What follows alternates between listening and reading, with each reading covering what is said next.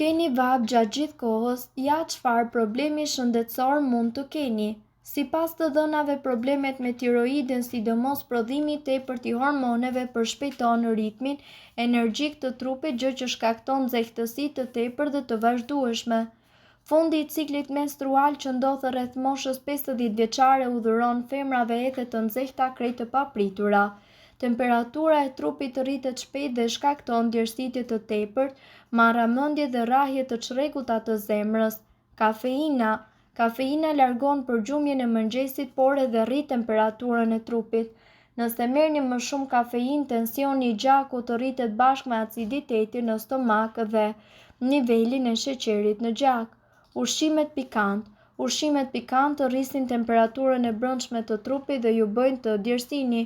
Nuk ka asnjë arsye për shqetësim gjithmonë nëse nuk e teproni me ushqimet pikante. Gjithashtu, gjatë edhe aktivitetit fizik, trupi djeg shumë energji, por njëkohësisht prodhon edhe aq nxehtësi.